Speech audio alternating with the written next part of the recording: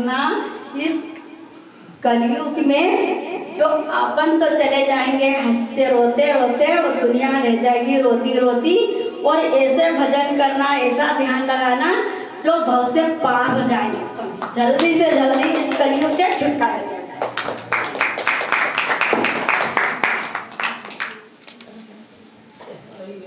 देना है माइक उधर ही खड़े हो जाओ, कोई दिक्कत नहीं है, गाना बोल सुनाओ, वहीं खड़े हो जाओ। जब से मैंने एग्जाम दिया है मैं बहुत खुश हूँ,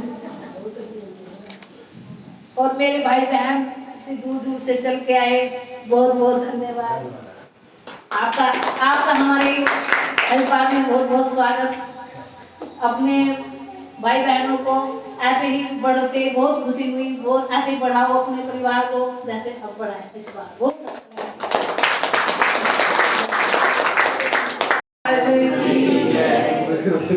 हमें गुरु महाराज जय दृष्टि से हमें यहाँ बोलने का मौका दे देते हैं। गुरुजी अपना जीवन सफल बनाओ और ज्ञान सीखो, अपने बांटो, औरों से भी और लो। और ये शरीर तो हमारा नाशवान है और ये संसार के लिए है।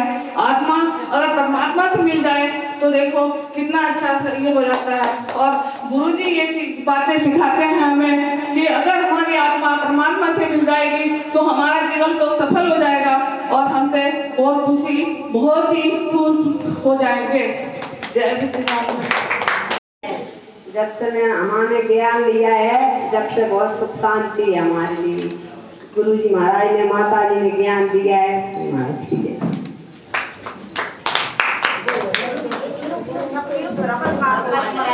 खड़े हो जाओ, वहीं खड़े हो जाओ। दे दिया है।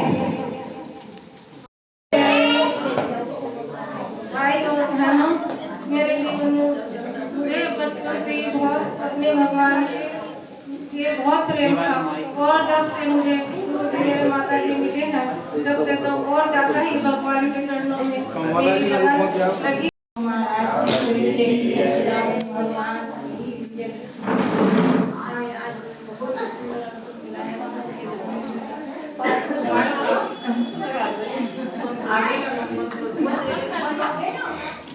हेलो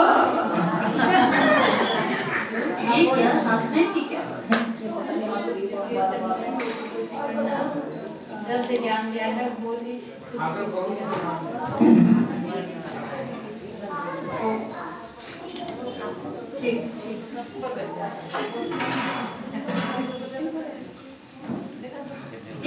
बोलिए प्रेम से श्री सद्गुरुदेव महाराज की आनंद गुरु की चरणारी में बहती प्रेम की धार, श्रद्धा से मज्जन करे पातक हुए छार। महाभय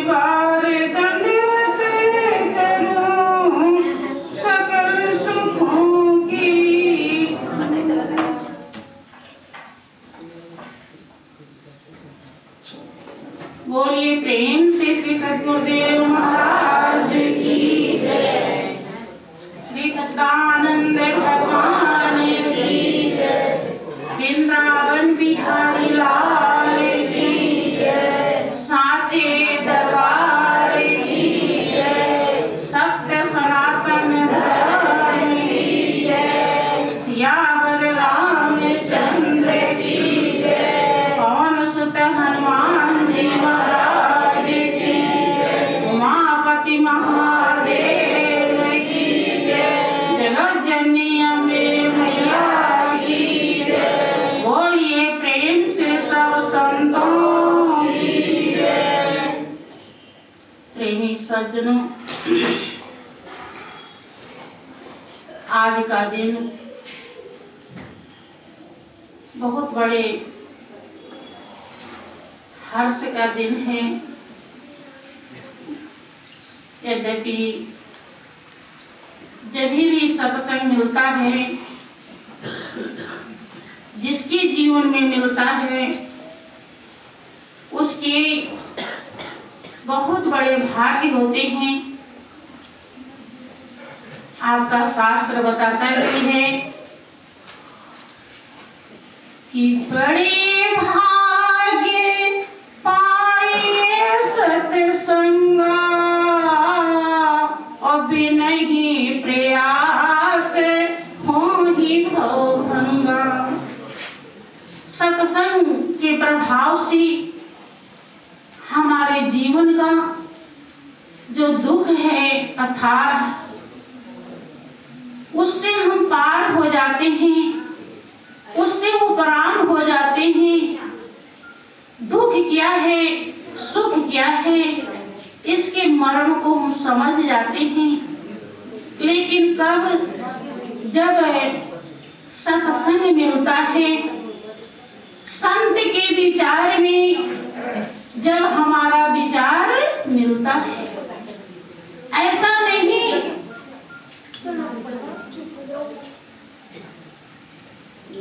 बोलिए प्रेम से श्री सच्चिदानंद भगवान की जय। आप सभी लोग शांति बनाए रखेंगे, क्योंकि ये ऐसा स्थान है जहाँ पर अगर पुण्य होता है तो पाप भी होता है। सावधान रहें, एक सिक्के के दो पहलू होते हैं। परमात्मा ने दो चीज से दुनिया बनाई है, हर जगह दोनों मौजूद रहते हैं, इसलिए शांति बनाए रखें। सत्संग के प्रभाव से ही हमारे दुख दूर होते हैं, और दुख सारी दुनिया पूरे जीवन भर दूर करने में ही लगी रहती है। आज ऐसे ही संत का जन्मदिन है, जिसके प्रोग्राम में आप लोग यहाँ पधारे हैं। आप सभी लोगों को मेरे तरफ से बहुत ढेर सा धन्यवाद है। और आप अपने जीवन में यही कोशिश करें, प्रयास करें कि संत के विचार में आपका विचार मिल जाए, क्योंकि सेवक स्वामी एक मति, मत में मत मिल जाए, चतुराई रीझे नहीं, रीझे मन के भाव। जब तक आपकी मति संत के मति में नहीं मिलेगी, तब तक संत के घर आप पहुंच नहीं पाएंगे। संत उस धूर्धाम के वासी होते हैं, ये धूर्धाम के वासी अविनाशी निज मौज से जब जब आते हैं और भूले जीवों पर प्यारे गुरु तब खूब दया बरसाते हैं। वहीं ले जाने के लिए इस धरती पर आते हैं, और वहाँ तभी आप जा पाएंगे जब उनके विचार में आपका विचार मिलेगा। यही सच्चा संग है। लेकिन बहुत सारे ऐसे प्रेमी भक्त हैं कि जब वो किसी भी प्रकार का कोई आज्ञा देते हैं तो उस पर वो बहुत तर्क वितर्क करते हैं। जबकि शास्त्र कहता है कि सत्य विचार न कीजिए और गुरु का कथन मान सब लीजिए। गुरु की आज्ञा दृढ़ कर गई है और गुरु की आज्ञा ही में रहिए। गुरु आज्ञा बिन काज न कीजिए और हानि हुए तो होने दीजिए। अगर हानि होगा तो इस नासवान दुनिया का होगा, जो एक दिन आपसे दूर हो ही जानी है, छूट ही जानी है। और आज्ञा का पालन किया तो वो मिल जाएगा जो कभी छूटता नहीं। तो हानि में भी बहुत बड़ा लाभ छुपा हुआ है।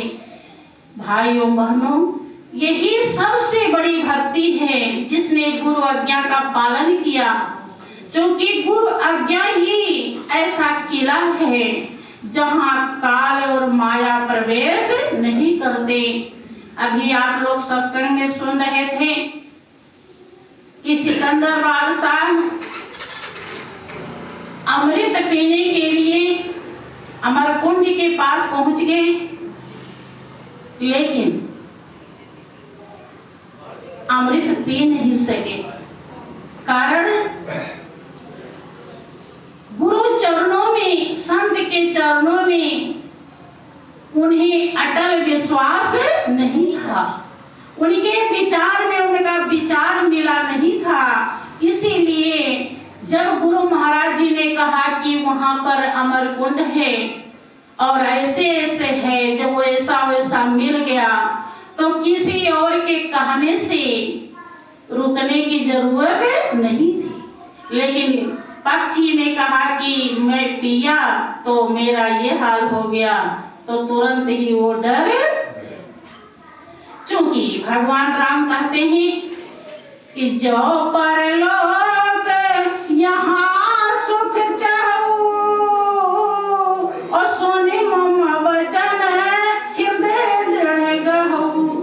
ये परलोक में और यहाँ दोनों जगह आप सुख चाहते हैं तो मेरी वाणी को, मेरे वचन को, मेरे उपदेश को हृदय में दृढ़ता से धारण करें। ये नहीं लचर पचर नहीं बंधु, इधर उधर नहीं कि जब मर्जी कहा तो ध्यान कर लिया, जब मर्जी कहा तो दान कर दिया, जब मर्जी कहा तो फोन कर लिया, नहीं तो कोई मतलब। ये समझिए, जब भक्त समझता है कि गुरु महाराज जी ऐसे हमारे जीवन में हितैषी हैं, जो लोक और परलोक दोनों बनाने वाले हैं, वैसा हितैषी दुनिया में और कोई भी नहीं है। वैसा रिश्ता और किसी का नहीं है। जब ऐसा भाव आपके हृदय में भरेगा बंधु, तब उनके वचन में, उनके विचार में आपका विचार मिलेगा। अगर ऐसा नहीं समझ पाए तो सावधान रहें। जिंदगी को ठगने के लिए शास्त्र आपका कहता है कि ठगने को तो तीन चली, माया काल कराल और गुरुमुख प्रेमी भक्त पर चली नहीं को चाल। हाँ, गुरुमुख है जो प्रेमी भक्त होता है। अगर सिकंदर प्रेमी भक्त होते तो चिड़िया के बातों में नहीं आ सकते। दृढ़ता की जरूरत है भाइयों बहनों। दुनिया की भी कोई भी काम में आपको सफलता तभी मिलता है जब आपके हृदय में दृढ़ता होती है। और अध्यात्म क्षेत्र तो कठिन माना जाता है। सबसे ज्यादा कठिन पराविद्या है, जहां से प्रभु के चरणों का प्रेम मिलता है। इसके लिए भी अगर हृदय में आपके दृढ़ता नहीं है, गहराई नहीं है, तो आप ठगे जाएंगे। आज से नहीं, जन्म जन्मांतर से ये दुनिया के जो चकाचौंध है ये आपको ठगती आ रही है। कि लक्ष्य 84 खत्म हुई ना, कोटि कल्प युग 4 गए और नाक में दम आ गया, करें क्या मरते मरते हार गए। पता नहीं कितने रिश्ते नाते हुए, आज किसी का भी ध्यान नहीं है, कोई भी संगी साथी नहीं बना। बंधु, एक सतगुरु का ज्ञान जब हम हृदय में धारण कर लेते हैं तो उस सीतावर की पहचान हो जाती है, और जो पहले भी था आज भी है और आगे भी रहेगा। इसलिए सतगुरु इतने गीत ऐसे होते हैं कि उस सत्ता से जोड़ते हैं जबकि जो कि आपका अपना है और अविनाशी है, हमेशा रहने वाला है, जो कभी भी संग छोड़ता नहीं है, जो ही सब करता धरता है। लेकिन वो कैसे मिलेगा? एक सहजो नाम की महान आत्मा हुई है, उन्होंने जब गुरु धारण किया तो उन्हें क्या क्या अनुभव हुआ, उस अनुभव को पद्य के माध्यम से व्यक्त किया है। समय थोड़ा है इसलिए बोलिए प्रेम से श्री सच्चिदानंद भगवान की जय। गुरु चरण एक तीरथ भारी, कहते वेद पुराण प्रेमी, करे इसमें स्नान प्रेमी, करे इसमें स्नान, करे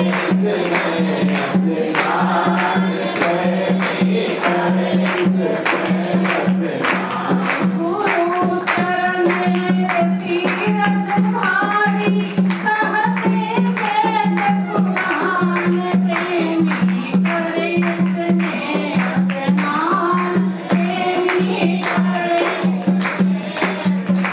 स्नान प्रेमी, करे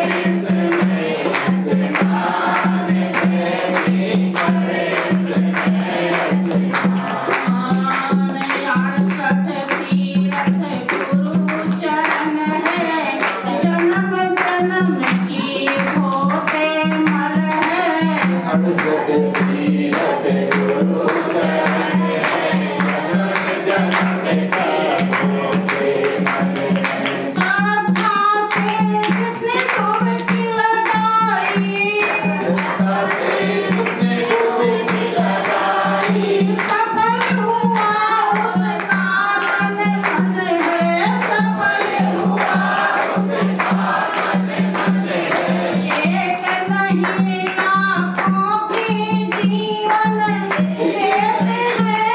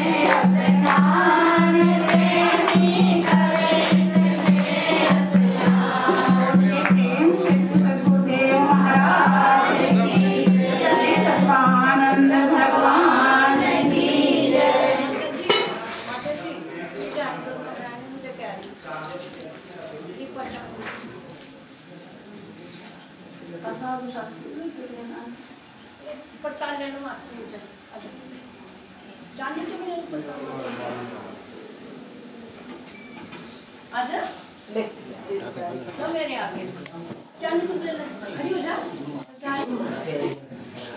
ले ले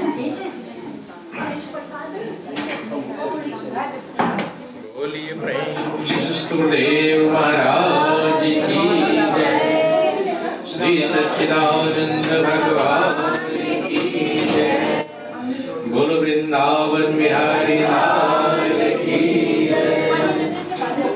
परम पुरुष गुरुदेव जी शाश्वत शांति निधान, बार बार दंडवत करूं सकल सुखों की खान।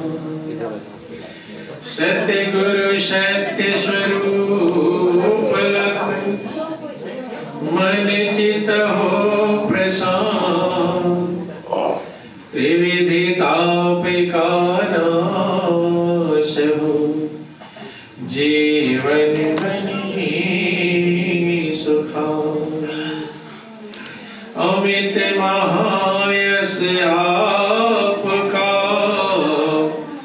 महिमा कही न जाए, नीति नीति कई चुप भय, वेद ग्रंथ सब गाए। महाभयानक अरु कठिन, भव सागर गंभीर, नाम जहाज बिठाए कर, मेटे जन की पीर। बोलिए प्रेम गुरुदेव महाराज की जय, श्री सच्चिदानंद भगवान की जय, बोलो वृंदावन बिहारी लाल की जय, बोलो सब संतों की जय, सत्य सनातन धर्म की जय। बहुत ही सौभाग्य का समय है कि उस महाप्रभु की असीम दया दृष्टि से हम सभी लोगों को ये सत्संग का परम पावन अवसर मिला है। वास्तव में सत्संग ही वह पावन गंगा है जो जीव के जन्म जन्मांतर के मैल को, पाप को धो करके परम लक्ष्य को पहुंचाने का कार्य करता है। यही कारण है सभी शास्त्र वेद पुराण और सभी महापुरुष सत्संग की महिमा गाते गाते थक गए, लेकिन गा नहीं। महापुरुष कहते हैं कि आप लोग इस बात को भी सुनते हैं कि एक घड़ी आधी घड़ी आधी में पुनियाद, और तुलसी संगत साधु की कटे कोटि अपराध। एक घड़ी आधी घड़ी, आधी में भी आधी घड़ी, एक पल भी हमारे जीवन को बदलने का कार्य करता है, चेंज करने का कार्य करता है। और यही हमारे जीवन की कीमत है कि इस अनमोल जिंदगी को पाकर जो जीवन का परम लक्ष्य है, जीवन का परम यथार्थ है, जीवन का परम सत्य है, उस मंजिल को हम प्राप्त कर ले, उस लक्ष्य को प्राप्त कर ले, तभी हमारा जीवन सार्थक कहलाता है, सार्थक बनता है। लेकिन यह रहस्य कि जिंदगी सफल कब होगी, क्या हो जाए तो हमारा जीवन सार्थक कहलाएगा, ये कोई बिरला भाग्यशाली ही समझ पाता है। पूरा जीवन जीते रहते हैं, लेकिन जीवन की सच्चाई समझ में नहीं। महापुरुष कहते हैं कि जिंदगी का लक्ष्य है जो आपका है आपको प्राप्त हो जाए। क्या है? आपका है आपको मिल जाए। बंधु, अब विचार करना चाहिए कि आपका क्या है या हमारा क्या है। यद्यपि संसार में आकर के बहुत सारी चीजों को हम अपना कहकर पुकारने लगते हैं कि ये मेरा, ये मेरा, ये मेरा, ये मेरा। और आप जब गिनने लगेंगे कि मेरा क्या क्या है तो शायद गिन भी नहीं पाएंगे। अनगिनत चीजें अपनी कहलाती हैं। लेकिन महापुरुष कहते हैं कि जो सपना हो जाए, बोलिए महाराज की जय, बोलो वृंदावन बिहारी लाल की जय। महापुरुष कहते हैं कि जो सपना हो जाए उसे अपना नहीं कहते। अपना क्या है? सभी महापुरुषों ने सारे संसार को सपना कहा है। क्या कहा है? सपना। यो मां कहूं मैं अनुभव अपना, और सत हरि भजन जगत सब सपना। भगवान शंकर इस राज को मां पार्वती को समझाते हुए कहते कि हे पार्वती, ये मैं अपना अनुभव कहता हूं। और महापुरुष जो समझाते हैं सारे संसार को समझाते हैं, जीवन के यथार्थ समझा रहे हैं कि उमा कहूं मैं अनुभव अपना, सत हरि भजन जगत सब सपना। सत्य परमात्मा है, उसका याद है, उसका भजन है, और सारा संसार सपना है। तो अगर भगवान शंकर की मानते हैं तो जितनी चीजों को हम अपना कहकर पुकारते हैं वो क्या हो गया? क्या है वो? सपना। सपना का मतलब होता है जो थोड़े समय रहे फिर छूट जाए। स्वप्न का मतलब थोड़े समय जो दिखाई पड़े फिर गायब हो जाए, छूट जाए, पकड़ में ना आवे, उसे स्वप्न कहकर पुकारा गया। बंधु, जिन जिन चीजों को आप अपना कहकर पुकारते हैं, कभी बैठकर एकांत में विचार करना, मनन करना कि क्या ये छूटने वाला है या सदा साथ रहने वाला है, और हिसाब लगाना कि जिस जिस चीज को हम अपना कहकर पुकारते हैं उसमें कौन सी ऐसी चीज है जो मेरा साथ छोड़ने वाली नहीं।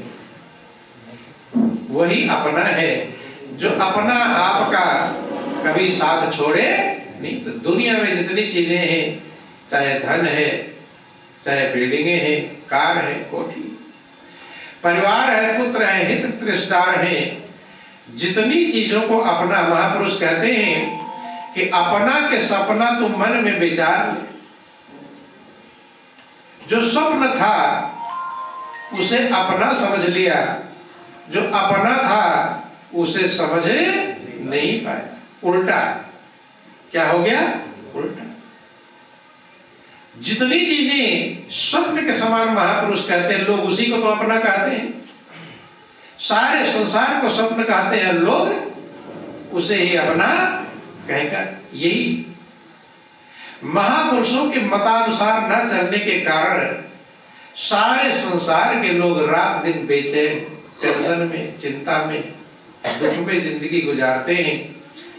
जबकि ये जिंदगी आनंद का भंडार है, सुखों का स्रोत है। आप खुद ही सुख के रास हैं। आप रामायण में पढ़ते होंगे, ईश्वर अंश जीव अविनाशी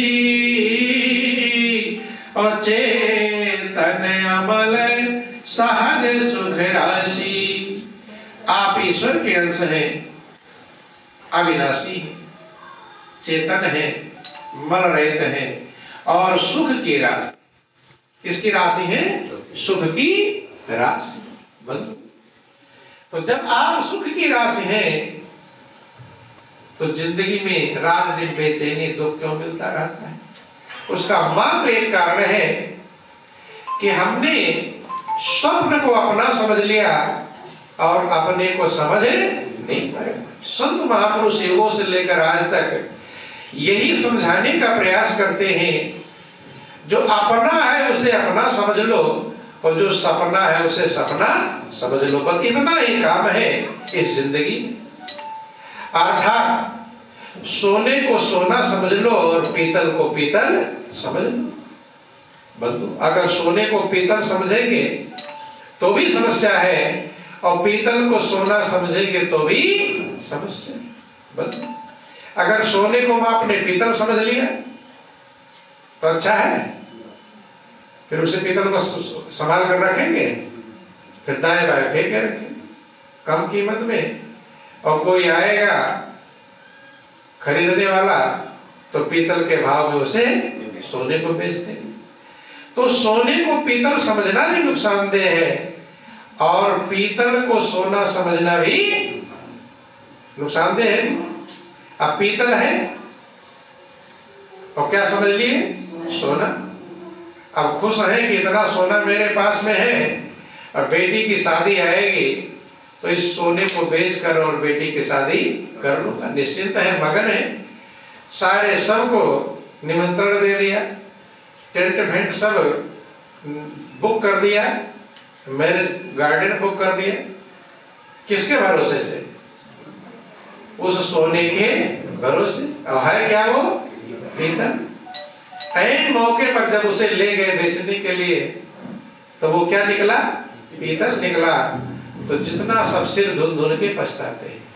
अर्थात महापुरुष कहते हैं जो चीज जैसा है वैसा अगर हमें समझ में आ जाए तब तो हमारा जीवन आनंदमग्न हो सकता है, नहीं तो जिंदगी ऐसे ही गुजर जाती है। तो इसलिए अपना क्या है ये हम समझने का प्रयास करेंगे। ध्यान देना। बोलो वृंदावन बिहारी लाल की जय। यही प्रसंग जब राजा जनक जो विदेह कहलाते हैं उनके गुरु अष्टावक्र हुए, कहानी आप लोग सुनते रहते हैं कि सत्य की खोज के लिए राजा जनक ने बहुत सारे विद्वानों को कैद में डाल रखा। सत्य क्या है और असत्य क्या है इसका ज्ञान प्राप्त करने के लिए, चूंकि कोई बिरला सौभाग्यशाली होता है जिसके अंदर ये जिज्ञासा पैदा होती है, जिसके अंदर विचार पैदा होता है कि अगर हम इस दुनिया में आए हैं कि दुनिया की यथार्थता को समझे, क्या है दुनिया, क्या है संसार, हम क्या हैं, सत्य क्या है, असत्य क्या है। ये जन्म जन्मांतर के जो हमारे संस्कार इकट्ठे होते हैं तब हमारे अंदर में ऐसा विचार और भाव पैदा होता है, जिज्ञासा पैदा होती है। बंधु, चूंकि जिज्ञासु भी एक भक्त कहलाता है, जिसके अंदर जिज्ञासा हो जाए वो भी भक्त है। 4 प्रकार के भक्त कहलाते हैं कि राम भगत जग 4 प्रकारा, ओ सुकृति 4 अनग उदारा। 4 प्रकार के भक्तों की चर्चा की गई जो शास्त्रों के मतानुसार। पहले नंबर का भक्त आर्त भक्त कहलाता है। कैसा भक्त कहलाता है? आर्त। आर्त का मतलब होता है कोई संकट आ गया, दुख आ गया, भगवान की याद करने वाला, भगवान का भजन कर, दुख से प्रभावित होता है, दुख से दुखी होकर के भगवान की जो याद करता है उसे आर्त कहते हैं। क्या कहते हैं? आर्त। दूसरा भक्त है अर्थार्थी। अर्थार्थी माने कुछ चाहने वाला, और ज्यादातर भक्त अर्थार्थी होते हैं। नहीं होते, जितने लोग पूजा पाठ करते हैं तो क्या चाहते हैं कि धन मिल जाए, दौलत मिल जाए, बेटा मिल जाए, बेटी मिल जाए, नौकरी लग जाए, बिजनेस बढ़ जाए। तो ऐसे जो भक्त हैं वो अर्थार्थी के अंतर्गत आते हैं। किसके अंतर्गत? अर्थार्थी। तीसरा है जिज्ञासु। क्या है? जिज्ञासु। जिज्ञासु का मतलब होता है परमात्मा क्या है, किसने इस संसार को बनाया है, मैं कहां से आया हूं, फिर कहां जाऊंगा, मेरी यथार्थता क्या है, मेरी सत्ता क्या है, मेरी जिंदगी का राज क्या है, सत्य क्या है और असत्य क्या है। ये जिसके अंदर विचार पैदा होता है उसे जिज्ञासु कहते हैं। क्या कहते हैं? जिज्ञासु। तो राजा जनक एक जिज्ञासु भक्त की श्रेणी में उस समय थे। और कैसे जिज्ञासु बने, कोई ना कोई घटना मनुष्य को प्रभावित करती है। राजा जनक का जिक्र आया कि एक बार अपने महल में लेट रहे थे तो 3 अवस्थाएं होती हैं, जागृत, स्वप्न और सुषुप्ति। चौथी अवस्था तुर्यावस्था है जिसका ज्ञान किसी बिरले को प्राप्त होता है।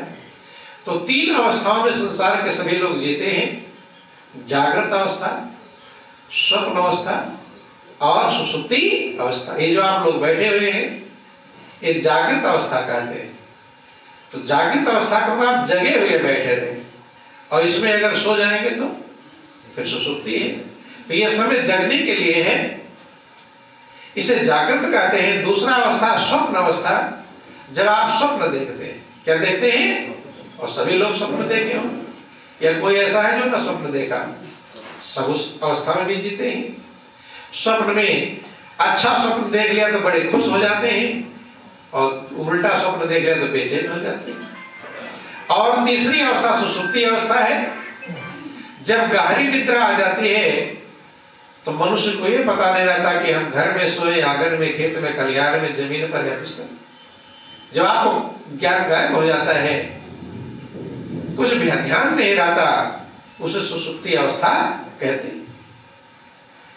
ये अवस्थाएं कभी जागृत अवस्था रहती है, कभी स्वप्न अवस्था रहती है, कभी सुषुप्ति अवस्था रहती है। लेकिन इन तीनों का ज्ञान रखने वाला हर अवस्था में रहता है।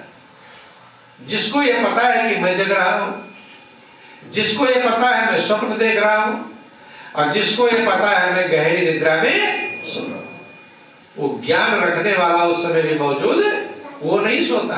ध्यान दें, गहरी निद्रा में जब आप सोते हैं, आप कहते भाई आज तो बहुत अच्छी नींद आई, ये कौन जान रहा था? भाई आप तो सो गए थे, लेकिन उस समय भी आपको पता था कि मुझे गहरी निद्रा आई। तो स्वप्न अवस्था जो है, जागृत और सुषुप्त के बीच की हल्की जो निद्रा होती है, आधा जगना आधा सोना, उसमें स्वप्न आता है। राजनक अपने महल में लेटे हुए थे, स्वप्न हल्की निद्रा आ रही, स्वप्न देखने लगे। और स्वप्न क्या देखा, थोड़ा ध्यान देंगे कि किसी राजा ने मेरे राज्य पर चढ़ाई कर दी। दोनों सेनाओं में लड़ाई हुई, राजा जनक की सेना में दूसरे राजा की सेना में। राजा जनक की सेना हार गई। जब हार गई तो जो राजा जीत जाता है वो दूसरे राजा को बंदी बन। राजा ने विचार किया कि ये राजा मुझे बंदी ना बना ले, राज्यपाट तो गया, मैं बंदी ना बन जाऊं। इस डर के मारे घोड़े पर सवार हुए और छिपने के लिए जंगल भागे। स्वप्न देख रहे हैं, भागते भागते भागते भागते शाम हो गई, जंगल पहुंचा। अब दिन भर के भागे हुए हैं, घोड़े पर दौड़े हुए हैं, भूख लगी। जब भूख लगी सोचा क्या खाऊं जंगल में। चारों तरफ नजर दौड़ाया तो एक दीपक सा जलता हुआ दिखाई पड़ा, अंधकार हो रहा था। सोचा कि दीपक जल रहा है, इसका मतलब वहां कोई होगा, कुछ खाने को व्यवस्था बनेगी। घोड़ा उधर बढ़ाते हैं, पहुंचते वहां पर देखते झोपड़ी है, घोड़े से उतरते हैं। झोपड़ी में एक बूढ़ी माँ बुढ़िया लेटी हुई थी। राजनक जाकर प्रणाम करते उस बूढ़ी माँ को, चूंकि आवश्यकता ही आविष्कार की जननी कहलाती है। अगर आपको जरूरत है तो आप छोटे बन जाएंगे, कठिन से कठिन काम कर लेंगे। तो राजा होकर भी भूख लगी है, मांगना है, प्रणाम कर रहे हैं, जब पुण्य का राज्य है बंधु। अब उसके बाद कहते हैं कि मां मुझे बहुत भूख लगी है, कुछ खाने को हो तो। ठंड का सीजन था, ठंड शीतलहरी की पड़ रही थी, तेज ठंड कड़ाके की। बूढ़ी मां कहती है कि बेटा अभी मैं भोजन करके उठी हूं, और भोजन बचा भी नहीं। अब हाथ पैर कपा रहे, वृद्धावस्था है, दोबारा भोजन बना सकती नहीं। अगर तुम्हें भूख लगी है तो ये आटा चावल दाल रखा हुआ है, बना लो और खा लो। अब एक राजा कभी जिंदगी में भोजन बनाया नहीं, कैसे बनाए? जो काम कभी नहीं किया कर सकते नहीं। राजा ने विचार किया कैसे बनाए, तो कभी बनाया नहीं कि सुना था कि दाल चावल एक में मिलाकर डाल देने से खिचड़ी बन जाती है। क्या बन जाती है? सोचा कि भोग में उल्टा सीधा भी अच्छा लगता है, डाल दिया। पकने को चूल्हा भी जलाने में बड़ी मुश्किल हुई, आज तक कभी चूल्हा धुआं हमें लग रहा था, हम बेचैनी किसी प्रकार से जला, सही पक भी नहीं पाया, चूल्हा भी बार बार फूंक मार रहे, तरीका नहीं मालूम है। क्योंकि जिसका तरीका जिसको नहीं मालूम है वो काम कर सकता नहीं। आधा कच्चा ही था चूल्हा और जल भी नहीं रहा, सोचा कि चलो ऐसे ही खा लूं, थोड़ा कच्चा थोड़ा पका, गर्म पत्थर में उतार दिया, पत्ते में ठंडा हो। इतने में दो सांड लड़ते हुए आए और पूरी पत्तल वाला भी और पतीली वाला सब बिखेर दिया, लड़ते लड़ते इधर से उधर, इधर से पूरा धूल धूल कर दिया। वहां कोई खिचड़ी बिचड़ी रहा नहीं। राजा ने बहुत दुखी हुए।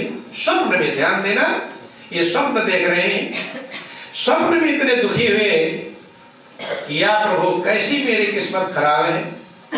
एक तो मैं राज्यपाटहार राजा होकर सारा राज्य छिप गया, एक दुख तो हुआ है। जंगल भागा, खाने के लिए भिखारी बन गया। क्या बन गया? मैं भीख मांगा। बुढ़िया से क्या मांग रहे? भोजन मांगना ये भिखारी है। बंधु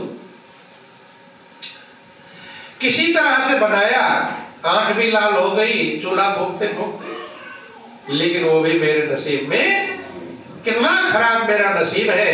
रो पड़े, और जब रो पड़ते हैं बंधु तो स्वप्न की कोई कोई घटनाएं ऐसी होती हैं जो जागने पर भी उसका प्रमाण आपको मिलता है।